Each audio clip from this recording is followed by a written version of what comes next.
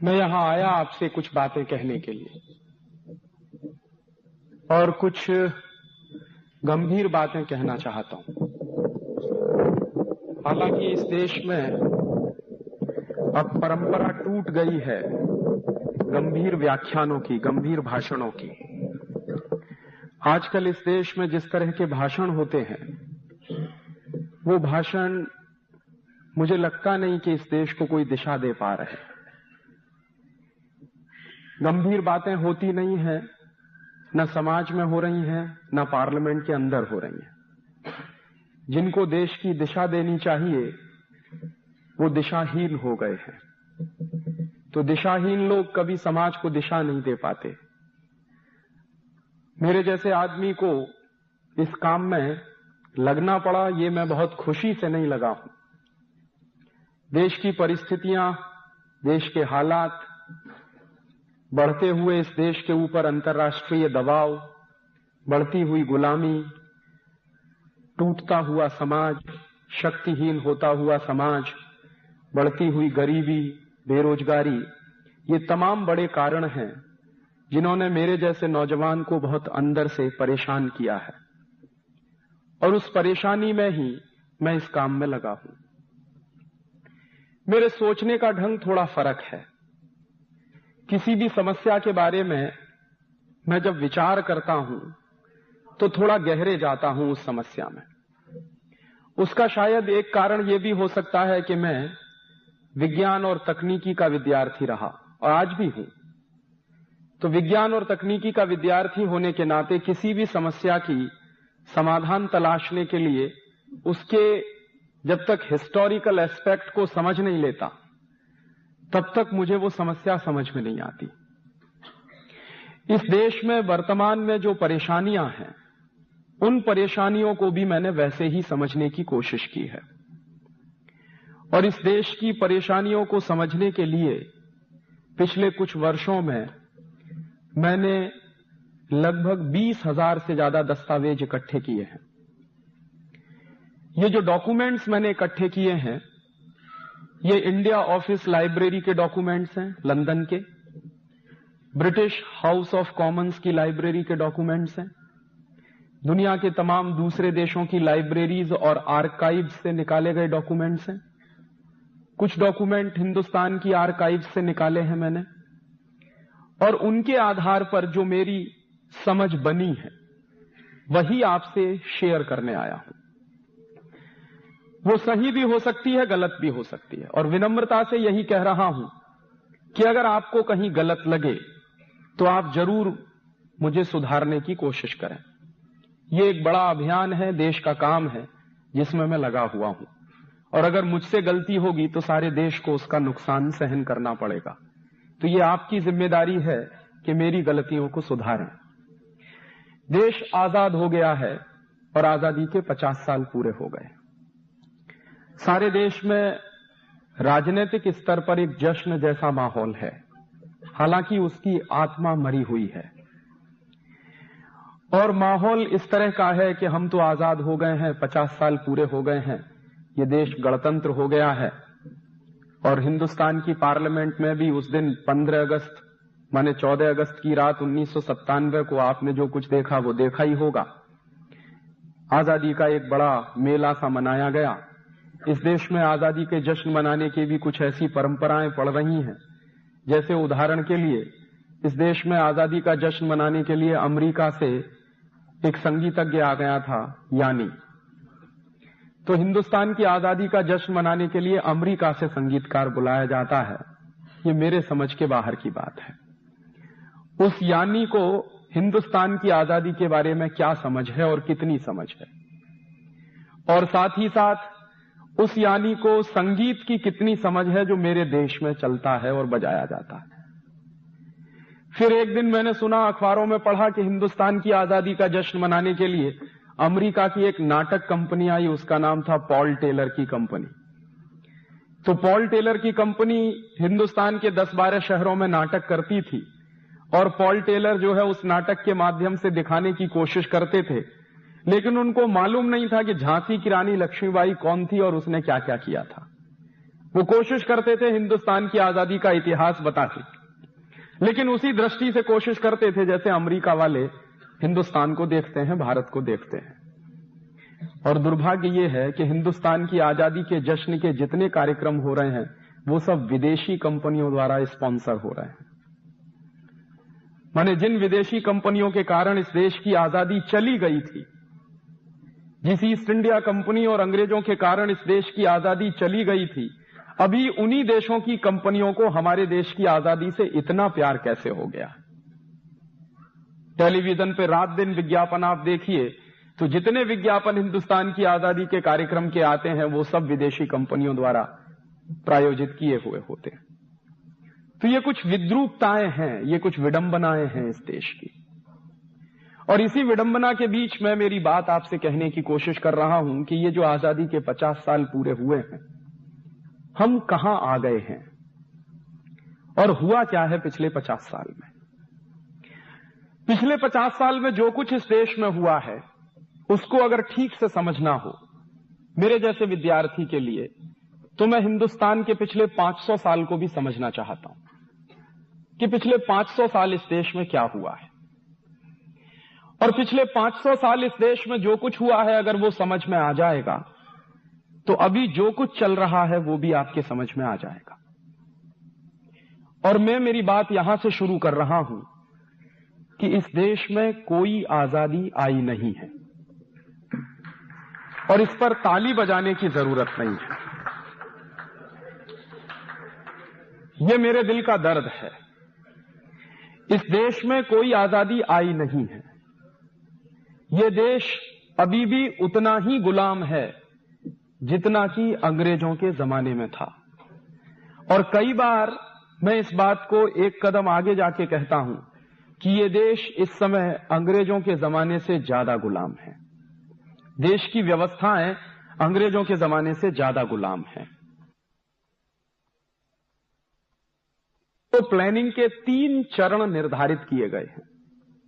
पहला चरण यह है, सबसे पहले हिंदुस्तान की अर्थव्यवस्था को खलास किया जाए। और जो बात चल रही है ब्रिटिश हाउस ऑफ कॉमन्स में, वो बात यह चल रही है कि इंडियन इकोनॉमिक सिस्टम को कोलैप्स करा दिया जाए।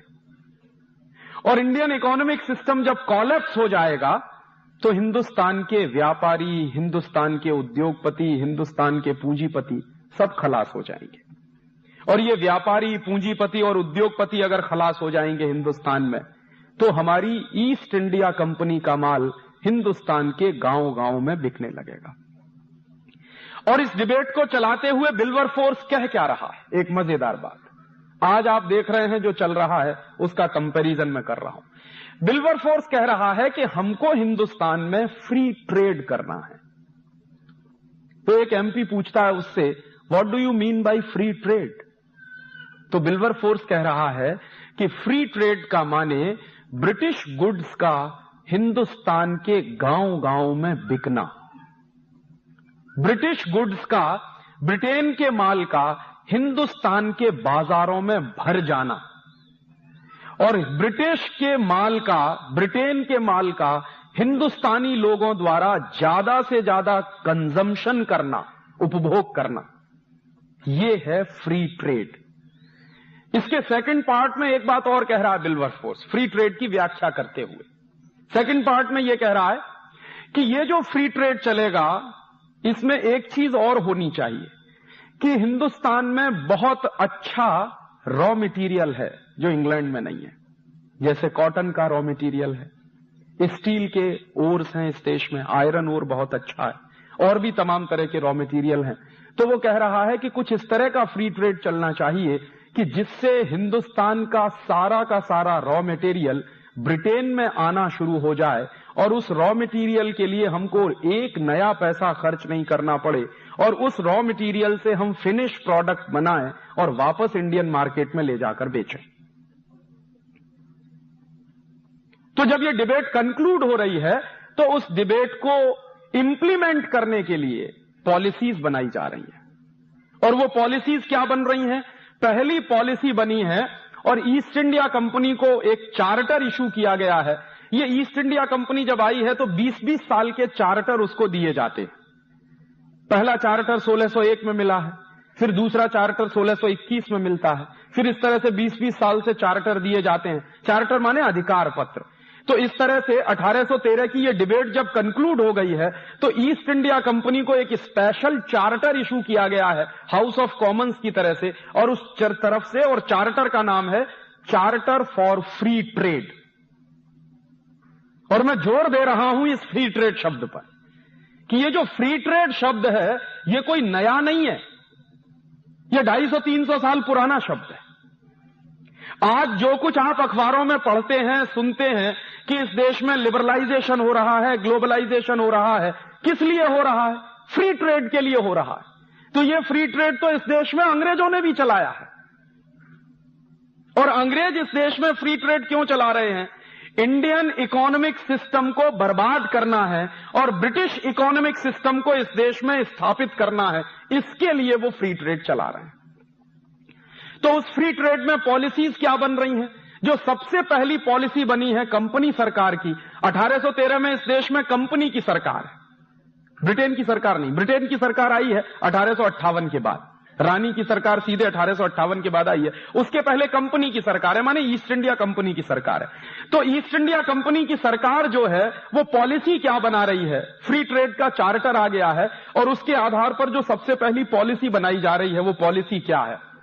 ब्रिटिश माल पर हिंदुस्तान में कोई टैक्स नहीं लगेगा और उसके बदले में जो हिंदुस्तानी माल होगा उस पर ज्यादा से ज्यादा टैक्स लगाया जाएगा। नतीजा क्या निकलेगा? अगर ब्रिटिश माल इस देश में टैक्स फ्री हो जाएगा तो गांव गांव में ब्रिटिश माल सस्ता हो जाएगा और हिंदुस्तानी माल पर लगातार टैक्स बढ़ा दिया जाएगा तो हिंदुस्तानी माल महंगा हो जाएगा।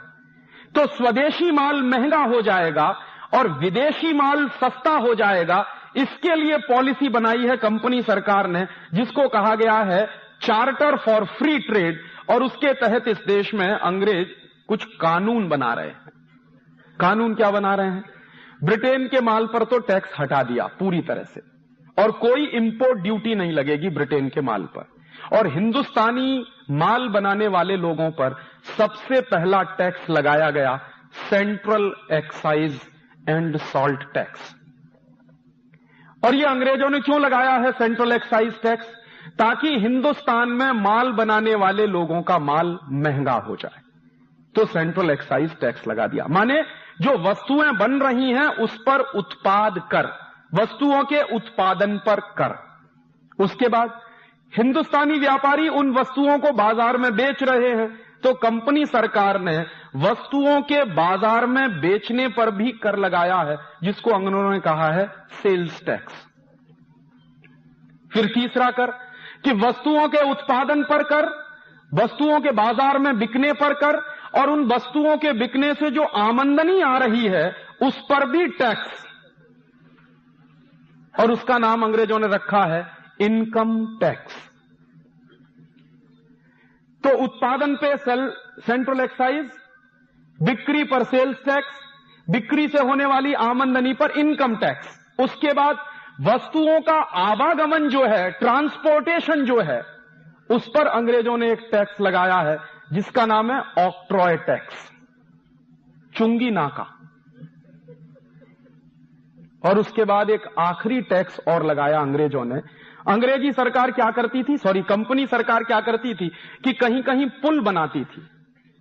तो पुल पर से माल लेके जब ट्रक गुजर रहा है तो आपको पुल का कर देना है, क्योंकि हमारी सड़क आप इस्तेमाल कर रहे हैं। तो उसको उन्होंने नाम दिया टोल टैक्स। तो कितने टैक्स लगा दिए अंग्रेजों ने? वस्तुओं के उत्पादन पर सेंट्रल एक्साइज, वस्तुओं की बिक्री पर सेल्स टैक्स, उसके बाद इनकम पर इनकम टैक्स, उसके बाद ट्रांसपोर्टेशन के लिए आपको टोल टैक्स और ऑक्ट्रॉय टैक्स। और ये पांचों टैक्स अंग्रेज लगा रहे हैं इस देश के उद्योगपतियों पर, ताकि इस देश के उद्योगपतियों का नाश किया जाए। और इसके बदले में जितना भी ब्रिटेन से माल आ रहा है इस देश में, उस पर से सारे टैक्स हटा लिए गए हैं, क्योंकि ब्रिटेन का माल इस देश के गांव गांव में उनको बेचना है। नतीजे क्या निकलते हैं?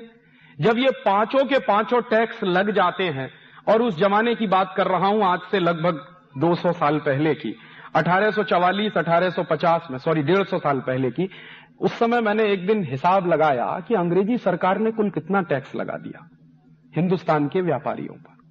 तो पता चल रहा है कि हर 100 रुपए के व्यापार पर 127 रुपए का टैक्स है। और इस बात की गंभीरता को समझिए कि हर 100 रुपए के व्यापार पर 127 रुपए का टैक्स है। तो एक दिन हाउस ऑफ कॉमन्स में डिबेट चल रही है और एक एमपी कह रहा है कि हिंदुस्तान के व्यापारियों पर इतना टैक्स लगा दिया है, ये सब मर जाएंगे। तो दूसरा एमपी जवाब दे रहा है कि यही हमें करना है। एक दूसरा एमपी खड़ा हो जाता है तो वो कहता है कि दोनों हाथ में लड्डू हैं हमारे, या तो हिंदुस्तानी व्यापारी मर जाएंगे, माने 100 रुपए पर अगर 127 रुपए टैक्स देना पड़ जाए तो या तो वो आदमी मर जाएगा और या वो बेईमान हो जाएगा। और अगर वो बेईमान हो जाएगा तो भी हमारे गुलामी में आ जाएगा और बर्बाद हो जाएगा, तब तो हमारी गुलामी में आने ही वाला है। अब आप ध्यान करिए इन दो बातों को कि इस देश में टैक्सेशन का सिस्टम क्यों लाया जा रहा है, ताकि हिंदुस्तान के व्यापारियों को, पूंजीपतियों को, काम करने वालों को, उत्पादकों को बेईमान बनाया जाए या फिर उनको खलास कर दिया जाए। ईमानदारी से काम करें तो खलास हो जाएं और बेईमानी से काम करें तो टैक्स की चोरी करें, और टैक्स की चोरी करें तो हमेशा ब्रिटिश सरकार के अधीन रहें, क्योंकि चोरी करने वाला आदमी कभी आंख में आंख डाल के बात नहीं कर सकता। और इसके लिए फिर उन्होंने डिपार्टमेंट्स बना दिए, income tax department, central excise department, toll tax वाला डिपार्टमेंट, सेल्स टैक्स वाला डिपार्टमेंट, ऑक्ट्रॉय वाला डिपार्टमेंट। और आपको मैं बताऊं कि ये पांचों के पांचों डिपार्टमेंट आज आजादी के 50 साल में भी चल रहे हैं। अंग्रेजों ने इन डिपार्टमेंट्स को बनाया था हिंदुस्तान के व्यापारियों का सत्यानाश करने के लिए। तो मुझे लगता था कि जब 1947 में इस देश में आजादी आई तो अंग्रेजों द्वारा बनाए गए ये पांचों डिपार्टमेंट्स बंद कर देने चाहिए थे, लेकिन वो आज भी चल रहे हैं। और उसी दौर की एक जानकारी और दूं कि अंग्रेजों ने सबसे पहले जब इनकम टैक्स लगाया तो उसकी रेट क्या है, कितना इनकम टैक्स देना पड़ता है। तो अंग्रेजों का जो सबसे पहला इनकम टैक्स का रेट है वो 97% का है। माने 100 रुपए की इनकम है तो 97 रुपए का टैक्स आपको देना पड़ेगा, माने सिर्फ 3 रुपया आपको मिलेगा। और आपको शायद ये मालूम होगा, कुछ बुजुर्ग यहां बैठे होंगे इस सभा में, आजादी के 1947 के बाद कम से कम 20-25 साल तक इनकम टैक्स इस देश में 97% लगता रहा है। आजादी के बाद की बात कर रहा हूं। 1970-72 तक 97% ही इनकम टैक्स लगता रहा है इस देश में, जबकि आजादी आ गई थी 1947 में। तो मेरा सबसे पहला और गंभीर प्रश्न यह है कि जो टैक्सेशन का स्ट्रक्चर अंग्रेजों ने बनाया वही टैक्सेशन का स्ट्रक्चर इस समय देश में चल रहा है। अंग्रेजों ने क्यों बनाया? हिंदुस्तानी व्यापारियों को बर्बाद करने के लिए, और हिंदुस्तानी व्यापारी बर्बाद हुए। 1835-1840 में इस देश की क्या स्थिति है व्यापार के क्षेत्र में, उसका एक आंकड़ा है, और ये आंकड़ा statistics British house of Commons की डिबेट से मैंने निकाला।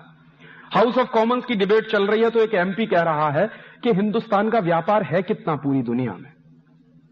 तो एक सर्वे किया है, और वो सर्वे किया है कई यहां के रेवेन्यू ऑफिसर्स हैं जो ब्रिटेन की सरकार के यहां पर पोस्टेड हैं, और उनका एक हेड है, हेड ऑफिसर, जिसका नाम है विलियम एडम। तो विलियम एडम कई रेवेन्यू कलेक्शन के ऑफिसर्स को लगाता है सर्वे के काम में, पता लगाओ कि हिंदुस्तान का टोटल ट्रेड कितना। तो उसका आंकड़ा है 1835-1840 के आसपास, और ये 1850 तक भी चलता रहा है। 1850 के आसपास तक हमारा टोटल ट्रेड सारी दुनिया के ट्रेड का 1/3 है। माने पूरी दुनिया में अगर उस जमाने में $100 बिलियन का ट्रेड चल रहा हो तो $33 बिलियन का ट्रेड अकेले हिंदुस्तान का है। इसको एक दूसरे तरीके से भी कह सकते हैं कि आज से 150 साल पहले इस देश का कुल व्यापार सारी दुनिया के व्यापार का 33% है, और इस बात को एक तीसरे तरीके से ऐसे भी कहा जा सकता है कि 1850 के आसपास तक दुनिया में जो टोटल एक्सपोर्ट हो रहा है, उस एक्सपोर्ट में हिंदुस्तान का प्रतिशत 33% है। और आज आजादी के 50 साल के बाद हिंदुस्तान का हिस्सा टोटल वर्ल्ड मार्केट में कितना है जानते? रिजर्व बैंक ऑफ इंडिया के फिगर्स हैं, ये मेरे नहीं। Last year reserve bank of India की रिपोर्ट ये बता रही है कि टोटल वर्ल्ड ट्रेड में हिंदुस्तान का कंट्रीब्यूशन क्या है? 0.01%। हम जब गुलाम हैं अंग्रेजों के, और अंग्रेज इस देश का सत्यानाश करने पर तुले हुए हैं, और 150 साल पहले की ये बातें हैं, तब इस देश में कोई हाईटेक नहीं है, तथाकथित हाईटेक नहीं। हाईटेक तो है, लेकिन ये जो सो कॉल्ड हाईटेक है वो नहीं है। इंडस्ट्रीज का स्ट्रक्चर भी मेगा स्ट्रक्चर नहीं है, माने मेगा प्रोजेक्ट्स इस देश में नहीं है। तब हमारा टोटल वर्ल्ड मार्केट में कंट्रीब्यूशन 33% है।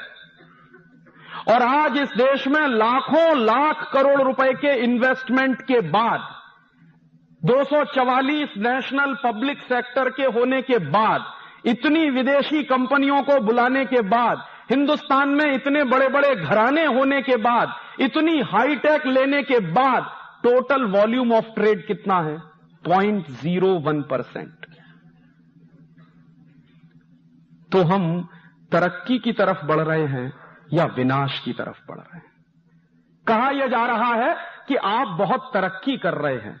तो मैं मानता था कि तरक्की होती अगर 33% वाला ट्रेड हमारा 50% हो गया होता, 70% हो गया होता, तो मानता कि हिंदुस्तान ने तरक्की कर ली है। लेकिन यह तो घट के 0.01% पे आ गया। तो हम तरक्की कर रहे हैं या कहीं पीछे की तरफ जा रहे हैं? और इसी के साथ याद आ गई एक बात, तो बता रहा हूं। विलियम एडम ने जो सर्वे कराया है, उस सर्वे में कुछ ऐसे आश्चर्यजनक तथ्य हैं जो आप सुनेंगे तो चकरा जाएंगे। विलियम एडम अपनी रिपोर्ट में लिख रहा है कि 1835-1840 के आसपास हिंदुस्तान में स्टील बनाने वाली 10,000 फैक्ट्रियां हैं, आज से 150 साल पहले। और वो जो 10,000 स्टील बनाने वाली फैक्ट्रियां हैं, उनमें जो स्टील बनता है 1850 के आसपास, वो स्टील इस क्वालिटी का है कि आप उसको वर्षों वर्षों तक पानी में पड़ा रहने दीजिए, उस पर जंग नहीं लग सकता। वो मेहरौली का खंभा सैकड़ों साल से खड़ा हुआ है, उस पर 1% भी कहीं जंग नहीं है। और आज आधुनिक टेक्नोलॉजी से बनने वाले किसी भी स्टील को आप अपने आंगन में फेंक दीजिए, 3 महीने बारिश में उसको पड़ा रहने दीजिए, मैं चैलेंज से कहता हूं उस पर जंग लग जाएगा। 150 साल पहले स्टील बन रहा है इस देश में, तो उस पर 1% का जंग नहीं लगता, वर्षों वर्षों तक ऐसे ही है। और 10,000 फैक्ट्रियां स्टील बना रही हैं। और टोटल प्रोडक्शन ऑफ स्टील कितना है उस जमाने में, यह सुनेंगे तो और आश्चर्य करेंगे। टोटल स्टील प्रोडक्शन है 1850 में हिंदुस्तान का एक साल का करीब करीब 80 से 90 लाख टन एक साल का। और आज जानते हैं कितना स्टील प्रोडक्शन है इस समय देश में? मुश्किल से 72 से 75 लाख टन। इतने मेगा प्रोजेक्ट्स हैं, इतना हैवी इन्वेस्टमेंट है, इतने बड़े बड़े सफेद हाथी हमने खड़े किए हुए हैं, तब स्टील प्रोडक्शन है 70 लाख टन के आसपास। और उस जमाने में 10,000 स्टील बनाने की फैक्ट्रियां हैं, तो उनका स्टील प्रोडक्शन है करीब 80 से 90 लाख टन। और हिंदुस्तान 1850 में स्टील एक्सपोर्टिंग कंट्री रहा है। और ये दस्तावेज ब्रिटेन के पार्लियामेंट के हैं, जब एक एमपी कह रहा है कि ईस्ट इंडिया कंपनी के जितने जहाज बनाए गए हैं वो सब हिंदुस्तान के स्टील को इंपोर्ट करके बनाए गए हैं। और उस जमाने में 1850 के आसपास सबसे बढ़िया जो स्टील बनता है वो हिंदुस्तान में बनता है, या फिर एक दूसरा देश है डेनमार्क में बनता है। तो डेनिश स्टील जो माना जाता है वो इंडियन स्टील से उस जमाने में 19 है, और इंडियन स्टील डेनिश स्टील से 21 है। और अगर 10,000 स्टील बनाने के कारखाने हैं और इतना बड़ा स्टील के उत्पादन का तंत्र है, तो जरूर कोई ना कोई जबरदस्त हाईटेक रहा होगा इस देश में। ये एक अलग बात है कि हम उसको जानते नहीं, क्योंकि अंग्रेजों ने वो दस्तावेज नष्ट कर दिए। और उन्हीं अंग्रेजों के दस्तावेजों के कुछ दूसरे हिस्से हैं जिनके आधार पर पता चला है कि हिंदुस्तान में सबसे ज्यादा स्टील प्रोडक्शन होता था 1850 के आसपास सरगुजा में। सरगुजा मध्य प्रदेश का एक इलाका है। इस पूरे सरगुजा में स्टील बनाने के सबसे ज्यादा कारखाने रहे। और सरगुजा में स्टील बनाने के कारखाने क्यों रहे? तो ये बात सब जानते हैं कि सरगुजा में आयरन ओर सबसे ज्यादा है। मध्य प्रदेश का जो इलाका है सरगुजा, उसमें आयरन ओर सबसे ज्यादा है, इसलिए उस जमाने में सबसे ज्यादा स्टील बनाने के कारखाने हैं। और स्टील बनाने का काम कौन करते हैं वहां? तो जिनको आप ट्राइबल्स पीपुल कहते हैं, वो उस जमाने के सबसे बड़े स्टील प्रोड्यूसर लोग हैं, जिनको हम मानते हैं कि ये तो पढ़े लिखे नहीं है, क्योंकि इनके पास डिग्री नहीं है, क्योंकि इन्होंने बीटेक नहीं किया, क्योंकि इन्होंने एमटेक नहीं किया, क्योंकि इन्होंने पीएचडी नहीं किया। लेकिन सच्चाई यह है कि हिंदुस्तान के सबसे बड़े स्टील प्रोड्यूसर हैं वो। और अभी भी सरगुजा के इलाके में मैंने तो मेरी आंखों से देखा है, आज भी आजादी के 50 साल बाद भी कुछ लोग बचे हैं जो स्टील बनाने की टेक्नोलॉजी जानते हैं। लेकिन दुर्भाग्य यह है कि वो टेक्नोलॉजी आगे तक पहुंच नहीं रही है। वो टेक्नोलॉजी खत्म कैसे हुई? अंग्रेजों ने ये हिंदुस्तान के स्टील बनाने वाले कारखाने बंद कराए। कैसे बंद हुए? अंग्रेजों ने एक कानून बना दिया। कानून क्या था कि पहले जो स्टील बनाने वाले ट्राइबल्स होते थे, वो जंगलों में से जो खानें होती थी, खदानें होती थी, उनमें से स्टील का रॉ मटेरियल ले आते थे और स्टील बनाते थे उससे। अंग्रेजों ने क्या किया कि एक कानून बना दिया कि कोई भी ट्राइबल खदानों में से ओर नहीं निकाल सकता, और बाकायदा इसको सख्ती से लागू करा दिया। और फिर उन्होंने ये घोषणा कर दी कि खदानों में से अगर और कोई निकालेगा ट्राइबल, तो उसको 40 कोड़े मारने की सजा, और उससे पर भी वो ना मरे तो उसको गोली मार दी जाए। इतना सख्ती से वो कानून इस देश में लागू हो गया। तो धीरे धीरे आदिवासियों के स्टील के ओर लेने पर पाबंदी लगा दी गई और धीरे धीरे वो खत्म होते चले गए, और क्रम के काल में वो करीब करीब समाप्त हो गए हैं। और आपको जानकर ये आश्चर्य होगा कि ये कानून जो अंग्रेजों ने चलाया कि आदिवासी आयरन ओर नहीं ले सकते, वही कानून हिंदुस्तान में आज भी चल रहा है। और आज भी इस देश में जो टेक्नोलॉजी जानते हैं वो लोग आयरन ओर नहीं ले पाते। और उसके दूसरी तरफ क्या चल रहा है कि बड़ी बड़ी विदेशी कंपनियां उन आयरन ओर्स को खोद खोद कर ले जा रही हैं। जापान की एक कंपनी है, उसका नाम है निप्पन डेर्नो, वो इसी धंधे में लगी हुई है। तो जापान की कंपनी को तो हिंदुस्तान की खदानें खोद कर ले जाने की खुली छूट है, लेकिन हिंदुस्तान का कोई आदिवासी उस खदान में से रॉ मटेरियल लाकर स्टील बनाए तो उस पर पाबंदी लगी हुई है, वो रॉ मटेरियल नहीं ले सकता। और मैं मान सकता हूं कि यह कानून अंग्रेजों ने बनाया, अंग्रेजों की सरकार थी, उनके अपने स्वार्थ थे, उनको यह देश बर्बाद करना था। मैं ये कैसे मान लूं कि आजादी के 50 साल के बाद भी वही कानून चल रहा? आज तो हमारी सरकार है, आज तो हमारे लोग हैं जो पार्लियामेंट में बैठे हैं, अब तो हम मानते हैं कि यह देश अंग्रेजों की गुलामी से आजाद हो गया है। तो फिर वही कानून जो अंग्रेजों ने चलाया इस देश को बर्बाद करने के लिए, वो क्यों चल रहा है? और क्यों नहीं कोई राजनीतिक पार्टी इस सवाल पर सोचती कि विदेशी कंपनियां तो रॉ मटेरियल खोद खोद कर ले जा रही हैं। जापान की कंपनी निप्पन डेर्नो जो रॉ मटेरियल ले जाती है वो कौड़ी के दाम में जाता है और उससे स्टील बनाकर वापस इसी देश में लाकर बेचती है और फिर दूसरी बार भी मुनाफा लेकर जाती है। यह धंधा तो अंग्रेजों के जमाने में चलता था, वो तो आज भी चल रहा है। कैसे मैं मानूं कि यह देश आजाद हो गया? और इस तरह से अंग्रेजों ने क्या किया है कि इस देश के तमाम हुनरमंद लोगों को बर्बाद। और आपने एक किस्सा और भी सुना होगा कि ये स्टील बनाने वाले लोगों को ऐसे बर्बाद किया अंग्रेजों ने। एक दूसरा किस्सा सुनाऊं।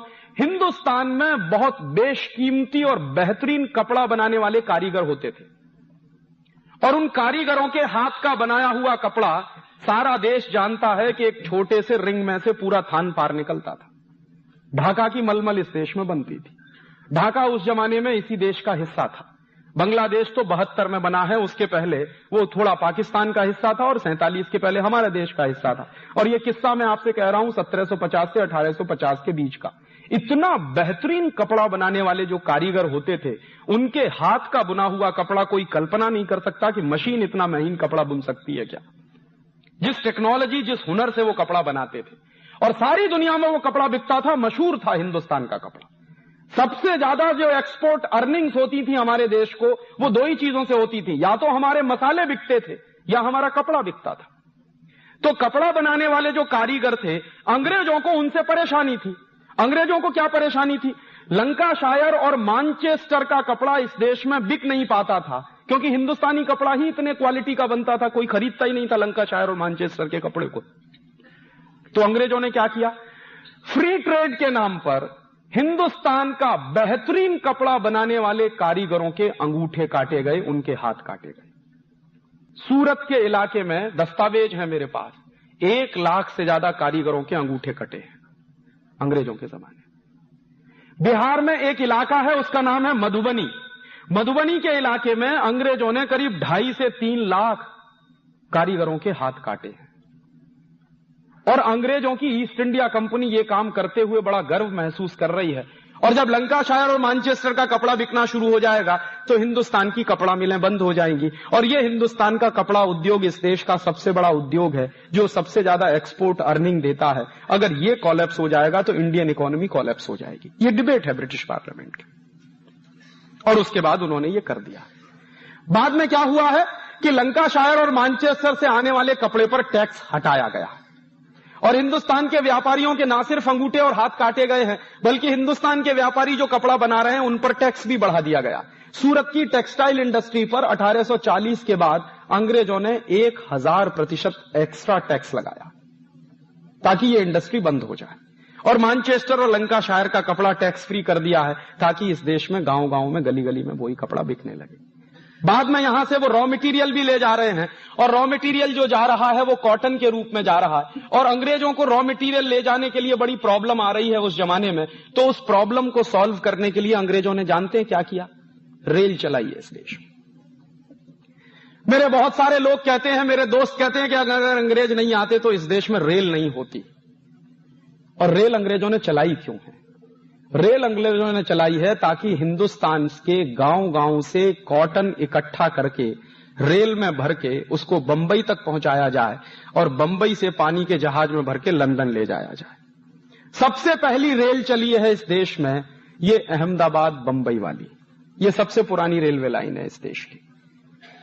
एक्सपेरिमेंट के रूप में अंग्रेजों ने जो रेल चलाई है वो सबसे पहले चलाई है बंबई से ठाणा के बीच में, लेकिन जब एक्सपेरिमेंट सक्सेसफुल हो गया है तो फिर उन्होंने सबसे पहली रेल चलाई है अहमदाबाद और बंबई के बीच में। ये जो अहमदाबाद और बंबई का पूरा इलाका है, ये सबसे बेस्ट किस्म के कॉटन प्रोड्यूसर एरियाज रहे हैं। तो यहां से क्या होता है, रेल चल रही है, उसमें कॉटन भर भर के यहां आ रहा है बंबई के बंदरगाह पर, और बंबई के बंदरगाह से वो कॉटन जहाजों में भरकर इंग्लैंड जा रहा है। तो जहाजों में जो कॉटन भरकर इंग्लैंड जाता था तो अंग्रेजों को अपने खाली जहाज भेजने पड़ते थे ताकि यहां का कॉटन भर के लंदन जाए। तो अक्सर क्या होता था कि अंग्रेजों के जो जहाज आते थे खाली या खाली, वो कभी कभी डूब जाया करते थे। अक्सर खाली जहाज जो होता है वो समुद्र में डूबने के चांसेस उसके ज्यादा होते हैं। तो अंग्रेजों ने उसकी एक युक्ति निकाली थी कि वहां से जहाज खाली नहीं आना चाहिए, तो अंग्रेज क्या करते थे कि उसमें नमक भर के उस जहाज को हिंदुस्तान में भेजा करते थे, और वो नमक यहां बंबई के बंदरगाह पे निकाल दिया जाता था, और उसमें फिर कॉटन भर के वो जहाज वापस लंदन चला जाता था। नतीजा क्या होने लगा कि अंग्रेजों के जहाज आते थे तो नमक आता था तो नमक का ढेर लग जाता था। तो अंग्रेजों की ईस्ट इंडिया कंपनी को प्रॉब्लम हुई कि इस नमक का करें क्या, तो उन्होंने एक नियम बना दिया कि हिंदुस्तान के गांव गांव में ब्रिटेन का नमक बिकवाना शुरू कर दो। तो इसके लिए उन्होंने क्या किया? इसके लिए उन्होंने यह किया कि हिंदुस्तान में जो अपना नमक बनता था स्वदेशी, उस पर टैक्स लगा दिया, और ब्रिटेन का जो नमक आता था उसको टैक्स फ्री कर दिया। नतीजा क्या निकला कि हिंदुस्तान में अंग्रेजों का गांव गांव में नमक भी बिकने लगा, और यह बात गांधी जी को बर्दाश्त नहीं थी। गांधी जी की उम्र उस जमाने में, यह 1890 की बात मैं कह रहा हूं, मुश्किल से 20-21 साल की उम्र थी। 20-21 साल की उम्र में वो लंदन में थे, और लंदन की एक वेजिटेरियन काउंसिल के मेंबर थे। तो लंदन की वेजिटेरियन काउंसिल के मेंबर की हैसियत से उन्होंने एक लेख लिखा था 1890 में, उसकी फोटोकॉपी मुझे मिल गई है। उस लेख में गांधी जी लिख रहे हैं कि ये अंग्रेज कितने क्रूर हैं, इन्होंने हिंदुस्तानी नमक पर भी टैक्स लगा दिया है, और हिंदुस्तानी नमक पर टैक्स लगा के इन्होंने क्या किया है, गांव गांव में हिंदुस्तानी नमक महंगा हो गया है, और अंग्रेजों की चाल यह है कि उनका जो ब्रिटिश नमक है वो हिंदुस्तान के गांव-गांव में बिके। और वो क्या कह रहे हैं? वो कह रहे हैं कि अंग्रेजों के दोनों हाथ में लड्डू हैं। इंडियन नमक पर टैक्स लगा दिया है तो इंडियन नमक महंगा हो गया है, उससे रेवेन्यू कलेक्शन भी बढ़ गया अंग्रेजों का, और ब्रिटेन का नमक गांव-गांव में सस्ता हो गया है, उसकी बिक्री से मुनाफा भी हो रहा। और तब गांधी जी कह रहे हैं कि ये तो इतना क्रूर कानून है, इसके खिलाफ तो कुछ होना चाहिए। गांधी जी की उम्र उस समय मुश्किल से 20-21 साल की है, लेकिन उस उम्र में उनके दिमाग में ये मंथन चल रहा है कि कुछ होना चाहिए। और वो मंथन चलते चलते 1930 में नमक सत्याग्रह के रूप में प्रकट हुआ। और गांधी जी ने नमक सत्याग्रह किया क्यों है? गांधी जी ने नमक सत्याग्रह इसलिए किया है कि अंग्रेजों का नमक इस देश में बिक रहा है, इंडियन नमक पर टैक्स लगा हुआ है, हिंदुस्तानी लोगों को नमक बनाने से रोका जाता है, अंग्रेजों के लोग इस देश में नमक बनाते हैं और बेचते हैं। इस कानून को मैं तोड़ूंगा और इसके खिलाफ मुझे सत्याग्रह करना है। गांधी जी के साथ इस सत्याग्रह में आने के लिए कोई तैयार नहीं है, तो गांधी जी कह रहे हैं कि मैं अकेले जाऊंगा। उस जमाने में पंडित मोतीलाल नेहरू गांधी जी को चिढ़ा रहे और क्या कह रहे हैं पंडित मोतीलाल नेहरू कि बापू अगर नमक सत्याग्रह करने से आजादी मिल जाए तो कोई भी आजादी ना ले ले इस देश में। तो मोतीलाल नेहरू को गांधी जी कह रहे हैं कि पंडित तुम एक बार नमक कानून तोड़कर देखो तो तुमको पता चल जाएगा कि आजादी आती है कि नहीं आती है। और इस देश में नमक सत्याग्रह आजादी के प्रतीक के रूप में उभर कर आया। और उस गांधी नाम के व्यक्ति ने दांडी के समुद्र तट पर एक मुट्ठी नमक हाथ में लेकर 6 अप्रैल 1930 को कसम खाई है कि आज के बाद इस देश में अंग्रेजों का नमक नहीं बिकेगा। गांव-गांव में, गली-गली में अपना नमक हम बनाएंगे और इसके लिए हमको नमक कानून तोड़ना पड़ेगा तो हम तोड़ेंगे। और उस नमक कानून को तोड़ने में लाखों लोग जेल गए हैं। पूरे देश में लाखों लोग अंग्रेजों की लाठीचार्ज से घायल हुए और हजारों लोग उसमें मर गए। बाद में अंग्रेजी सरकार को झुकना पड़ा है और वो सारा का सारा वापस किया गया। लेकिन आज मैं आपको दुर्भाग्य से कहूं कि जिस गांधी ने सन 1930 में 6 अप्रैल को एक मुट्ठी नमक हाथ में लेके कसम खाई थी कि इस देश में आज के बाद विदेशी नमक नहीं बिकेगा, उस देश में आजादी के 50 साल के बाद और अन्नपूर्णा।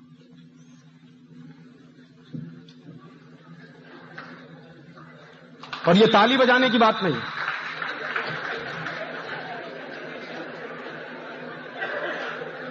अगर आजादी के पहले अंग्रेजों की सरकार के जमाने में इस देश में अंग्रेजों का नमक बिकता था और उस पर टैक्स लगा के उसको महंगा कर दिया गया था, तो आज आजादी के 50 साल के बाद भी वही दृश्य इस देश में हम देख रहे हैं। और क्या दृश्य देख रहे हैं कि हिंदुस्तान की सरकारों ने विदेशी कंपनियों को नमक बनाने के लिए खुली छूट दे दी है। इस नमक को बनाने में कौन सी हाई टेक है, आप जरा मुझे बताइए। नमक को बनाने में कौन सी मशीन लगती है, यह मुझे बताइए। सूरज की रोशनी होती है, समुद्र का पानी होता है। सूरज की रोशनी और समुद्र के पानी के मिलन से नमक बन जाता है और हिंदुस्तान में हजारों साल से यह टेक्नोलॉजी इस्तेमाल होती है। सारी दुनिया के कई देशों में यही टेक्नोलॉजी इस्तेमाल होती है। और इस काम के लिए भी अगर विदेशी कंपनियों को बुलाया जाए तो मैं कैसे मान लूं कि यह देश आजाद हो गया है। और कहीं गांधी जी की आत्मा देखती होगी स्वर्ग से तो 8-8 आंसू रोती होगी कि जिस देश में मैंने नमक सत्याग्रह किया उस विदेशी कंपनी का नमक ना खाया जाए, इसके लिए आज इस देश के लोग बाजार में विदेशी कंपनी का नमक खरीद रहे हैं। शायद हमको मालूम नहीं है हम कितना बड़ा नेशनल क्राइम कर रहे जब ये काम हम कर रहे हैं। और इसलिए मैं मानता नहीं कि ये देश आजाद हो गया है। इस देश में गुलामी के पहले की जो व्यवस्थाएं थी, आजादी के पहले की जो व्यवस्थाएं थी, वही व्यवस्थाएं चल रही हैं। और अंग्रेजों ने इस तरह से इस देश को खलास किया है। एक दो और उदाहरण दूं आपको कि अंग्रेजों के जमाने की व्यवस्थाएं कैसे चल रही हैं। 1865 में अंग्रेजों ने इस देश में एक कानून बना दिया। उस कानून का नाम था इंडियन फॉरेस्ट एक्ट। और यह कानून अंग्रेजों ने क्यों बनाया? यह कानून अंग्रेजों ने बनाया कि हिंदुस्तान में जंगल जो होते थे वो ग्राम समाज की संपत्ति होते थे, गांव सभा की संपत्ति होते थे। तो गांव के लोगों का जंगल पर अधिकार होता था। और जब जंगल गांव समाज की संपत्ति होते थे, ग्राम सभा की संपत्ति होते थे, तो जंगलों की रखवाली करने का काम गांव के लोगों का होता था। और गांव के लोग मानते थे कि ये हमारी प्रॉपर्टी है, तो उस प्रॉपर्टी को सुरक्षित और संरक्षित रखने के उन्होंने 50 तरीके अपनाए थे। हिंदुस्तान में आज भी एक ऐसी जाति है राजस्थान में जिस जाति का नाम है विश्नोई। और एक बार मैं ये विश्नोई जाति के लोगों के गांव में जाके आया। अलवर जिले के आसपास के इलाके में ये विश्नोई जाति के लोग काफी रहते हैं। तो एक बार मैं उनके गांव में गया था व्याख्यान करने के लिए। तो मैंने उनके गांव के सरपंच और मुखिया से कहा कि आप मुझे अपने गांव का इतिहास बताइए पहले, फिर मैं आपसे कुछ कहूंगा। पहले तो मैं आपसे सुनने आया। तो गांव के मुखिया ने बताया कि राजीव भाई, सन 1865 में अंग्रेज सरकार ने हमारे विश्नोई जाति के हजारों लोगों का कत्ल किया। मैंने कहा क्यों? तो उन्होंने बताया कि उसका मतलब यह था कि अंग्रेजों ने एक कानून बनाया था। उस कानून का नाम था फॉरेस्ट एक्ट। तो मेरे समझ में आ गया कि अच्छा, इंडियन फॉरेस्ट एक्ट, हाँ वही कानून। तो मैंने कहा उसमें तो ये कर दिया था अंग्रेजों ने कि जो जंगल गांव समाज की संपत्ति होते थे, उन जंगलों को सरकार की संपत्ति घोषित कर दिया था, एक ही कानून से, एक ही झटके में। तो होता क्या था कि सरकार की संपत्ति घोषित होने से पहले अंग्रेज जब जंगलों को काटा करते थे तो अक्सर आदिवासियों के साथ उनके झगड़े होते थे। आदिवासी पेड़ कटने नहीं देते थे, अंग्रेज पेड़ काटते थे। और उस विश्नोई गांव के लोगों ने मुझे बताया कि जब अंग्रेज लोग हमारे यहां पेड़ काटने के लिए आते थे तो हमारी महिलाएं पेड़ पकड़ के खड़ी हो जाती थी। पहले महिला का गर्दन कटती थी, उसके बाद पेड़ कटता था। हमारे नौजवान पेड़ पकड़ के खड़े हो जाते थे, पहले नौजवानों का शरीर कटता था, उसके बाद पेड़ कटता था। और हजारों हजारों पेड़ को बचाने के लिए इस तरह से हमारे जाति के लोगों ने कुर्बानियां दी हैं। और ये सब कुछ अंग्रेजों ने किया था 1865 के इंडियन फॉरेस्ट एक्ट के कानून के आधार पर। और 1865 में जैसे ही वो कानून पारित हो गया तो वैसे ही अंग्रेजों ने क्या घोषित कर दिया कि अब पूरे हिंदुस्तान के जो जंगल हैं वो अंग्रेजी सरकार की संपत्ति है। और जब वो सरकार की संपत्ति घोषित हो गए तो सरकार जैसे चाहे उनका इस्तेमाल करे। गांव समाज के लोगों को कोई हक ही नहीं है। उन्होंने हजारों हजारों साल से जंगलों को लगाया है, उन्हीं लोगों का जंगलों पर कोई हक नहीं है जिन्होंने जंगल लगाए हैं, जिन्होंने जंगल खड़े किए हैं। और जिनको जंगलों से कुछ लेना देना नहीं और जो जानते नहीं कि जंगल कैसे लगाए जाते हैं, उनको पेड़ काटने का अधिकार मिल गया, क्योंकि एक्ट बना दिया अंग्रेजों ने। और अंग्रेजों के काम करने का तरीका क्या था कि जब किसी को मारना हो, खलास करना हो, बर्बाद करना हो तो उसके लिए कानून बना दो। तो वो क्या कहते थे, हम तो कानून का पालन कर रहे हैं, माने आपकी जेब कट रही है, आपकी बर्बादी हो रही है, और अंग्रेजों के लिए वो कानून का पालन हो रहा है। तो 1865 में उन्होंने कानून बना दिया। अब उस कानून के पालन करने के लिए उन्होंने हिंदुस्तान के हजारों हजारों आदिवासियों को मार दिया, क्योंकि वो जंगल बचाने की लड़ाई लड़ते थे। उस कानून में एक प्रोविजन है। प्रोविजन क्या है? 1865 का जो इंडियन फॉरेस्ट एक्ट है वो ये कहता है कि कोई भी आदिवासी या कोई भी हिंदुस्तानी व्यक्ति जंगल के पेड़ नहीं काट सकता और जंगल से लकड़ी भी नहीं ला सकता, भले ही अपने निजी इस्तेमाल के लिए क्यों ना हो। उसके उल्टे तरफ अगर अंग्रेजी सरकार चाहे और अंग्रेजों के ठेकेदार चाहें तो करोड़ों पेड़ कट सकते हैं। तो अंग्रेजी सरकार को और अंग्रेजी ठेकेदारों को तो लाइसेंस मिल गया पेड़ काटने का, लेकिन हिंदुस्तान के लोग जो जंगलों में रहते थे, अगर वो पेड़ काटकर लकड़ी ले आए अपना खाना बनाने के लिए तो उन पर पाबंदी लगा दी उन्होंने कानून से। और अगर कोई भी व्यक्ति जंगल से लकड़ी लाया है खाना बनाने के लिए तो उसको जेल हो जाएगी। और अंग्रेजों ने इसी काम के लिए एक पोस्ट बनाई जिसका नाम था डिस्ट्रिक्ट फॉरेस्ट ऑफिसर, DFO। और ये पोस्ट बनी 1865 में। और इस पोस्ट के आदमी का काम क्या था? यही कि कोई भी हिंदुस्तानी अगर जंगल से लकड़ी काट लाए तो उसको सजा दिलवाना, उसके ऊपर केस बनाना, उसको मारना, उसको पीटना। और दूसरी तरफ अंग्रेजों के ठेकेदार और उनकी कंपनियां पेड़ काटें तो उनको लाइसेंस जारी करना। तो 1865 में यह कानून अंग्रेजों ने बनाया। ठीक है, 1947 में अंग्रेज चले गए, लेकिन कानून अभी भी वही है। और आज भी इस देश में 1865 का वही इंडियन फॉरेस्ट एक्ट चल रहा है जो अंग्रेज बनाकर गए थे। और उसके प्रोविजन क्या है? उसका वो प्रोविजन जिसमें आप पेड़ नहीं काट सकते, लेकिन अंग्रेजी सरकार और अंग्रेजों की कंपनियां पेड़ काट सकती हैं, वो प्रोविजन आज भी वैसे का वैसा ही है। अगर आपकी सोसाइटी में कोई पेड़ लगा हो और वो पेड़ आपकी सोसाइटी की दीवार गिराने वाला हो, आप उस पेड़ को काट नहीं सकते। और अगर आपने वो पेड़ काट दिया तो आपकी शिकायत कर दे, कोई आदमी डीएफओ से, तो आपके ऊपर केस चलेगा। ये कानून आज भी है। और दूसरी तरफ कुछ विदेशी कंपनियां हैं इस देश में जो हर साल करोड़ों करोड़ों पेड़ काटती हैं और इस देश का सत्यानाश कर रही हैं, उनको लाइसेंस मिला हुआ है। जैसे एक कंपनी है, उसका नाम है आईटीसी, इंडियन टोबैको कंपनी। नाम से ऐसा लगता है जैसे ये हिंदुस्तानी है, लेकिन मूलतः ये अमेरिका और ब्रिटेन के पैसे से चलने वाली कंपनी। ये कंपनी क्या करती है? सिगरेट बनाती है, और एक साल में इस कंपनी के हिंदुस्तान में 90 अरब सिगरेट बनते हैं। और वो 90 अरब सिगरेट बनाने के लिए इस कंपनी को कागज की जरूरत होती है, क्योंकि सिगरेट की जो तंबाकू होती है वो तो खेतों में पैदा हो जाती है, लेकिन तंबाकू के ऊपर जो कागज लपेटा जाता है वो तो बनाना पड़ता है। और वो कागज लपेटकर जो सिगरेट की स्टिक बन जाती है उसको पैकेट के अंदर बंद करना पड़ता है, तो पैकेट के लिए भी कागज बनाना पड़ता है। फिर उनकी एडवर्टाइजमेंट करनी पड़ती है कंपनी को, तो उसके लिए पोस्टर चाहिए, तो उसका भी कागज बनाना पड़ता है। तो ये company on an average 500 cigarette बनाने के लिए एक पेड़ काटती है, और हर साल ये कंपनी 1400 करोड़ पेड़ काट देती है। उसको लाइसेंस मिला हुआ है, आप अगर एक पेड़ काटें तो आपको जेल हो जाएगी। यह कानून किसका है? यह कानून अंग्रेजों के जमाने का। क्यों चल रहा है, इसका जवाब कौन देगा? 1947 में हम आजाद हो गए थे, यह कानून खत्म हो जाना चाहिए था, लेकिन क्यों चल रहा है अभी भी यह कानून, आजादी के 50 साल बाद तक?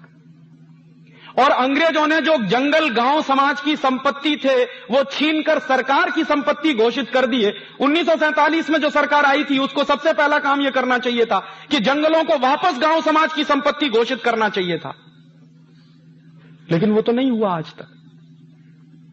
तो कैसे मैं मानूं कि यह देश आजाद हो गया? 1894 में अंग्रेजों ने एक कानून बनाया, उसका नाम था लैंड एक्विजिशन एक्ट। और यह लैंड एक्विजिशन एक्ट क्या था? गांव गांव के लोगों की जमीन हड़पने के लिए अंग्रेजों को एक कानून की जरूरत थी, क्योंकि अंग्रेजी पुलिस ऑफिसर जो होते थे वो गांव गांव में जाते थे, लोगों को मारते थे, पीटते थे, उनकी जमीन हड़प लेते थे। और ना सिर्फ जमीन हड़पते थे बल्कि हिंदुस्तान के बड़े बड़े राज्य भी लोग अंग्रेजों ने हड़प लिए थे। यहां के जो कई राजा थे उनकी स्टेट हड़प ली थी अंग्रेजों ने। और ऐसा एक किस्सा तो आप सबको मालूम होगा, झांसी की रानी लक्ष्मीबाई की स्टेट को अंग्रेजों ने हड़प लिया था। और झांसी की रानी लक्ष्मीबाई की स्टेट को जब अंग्रेजों ने हड़प लिया था तो उसी के लिए झांसी की रानी ने युद्ध किया था। बाद में झांसी की रानी की हत्या कराई थी। इसी देश के कुछ गद्दारों ने मिलकर झांसी की रानी को मरवाया था अंग्रेजों के साथ, उसको धोखे से। और वो गद्दार खानदान इस देश में अभी भी मौजूद है। तो झांसी की रानी की हत्या हुई थी। मामला क्या था कि स्टेट थी झांसी की, उसको हड़प लिया था। तो अंग्रेजों का एक ऑफिसर था, उसका नाम था डलहौजी। डलहौजी अक्सर यह कहा करता था कि ये हमको हमेशा स्टेट हड़पनी पड़ती है, गांव गांव की संपत्ति हमको हड़पनी पड़ती है, और इसके लिए हमको बड़ी हिंसा करनी पड़ती है, और अंग्रेजों को बड़ी मुश्किल भी सहन करनी पड़ती है। क्यों ना इसको हड़पने का एक कानून बना दिया जाए? तो उन्होंने संपत्ति गांव की हड़पने का कानून बना दिया, जिसका नाम हो गया लैंड एक्विजिशन एक्ट। और वो लैंड एक्विजिशन एक्ट आज से 103 साल पहले अंग्रेजों ने बनाया, ताकि गांव गांव की जमीन को छीना जाए, किसानों की जमीन को छीन लिया जाए, और वो जमीन छीनकर अंग्रेजी सरकार ईस्ट इंडिया कंपनी को बेचे या किसी विदेशी कंपनी को बेचे। ये धंधा करती थी उस जमाने की अंग्रेज सरकार। और आपको मैं बताऊं कि दुर्भाग्य आज हमारा ये है कि वो 103 साल पुराना कानून आज भी इस देश में चल रहा है। बस इतना फर्क हुआ है कि उस जमाने में अंग्रेज सरकार इस देश के गांव की जमीन छीनकर विदेशी कंपनियों को बेचती थी। अब हमारी सरकारें गांव के किसानों की जमीनों को छीनकर विदेशी कंपनियों को बेच रही है। इतना ही फर्क है। पहले जो धंधा अंग्रेज करते थे, अब वही धंधा भारत की सरकारें कर रही हैं, तमाम प्रदेशों की सरकारें कर रही हैं। और ये सरकारें तर्क क्या देती हैं कि देश के प्रगति के लिए, देश के भले के लिए गांव की जमीन छीनकर विदेशी कंपनियों को देना बहुत जरूरी है। और उसी के आधार पर क्या हुआ है, पिछले 5 वर्षों में सन 1991 से लेकर 1996 के बीच में महाराष्ट्र की हजारों हेक्टेयर जमीन विदेशी कंपनियों को बेची गई है।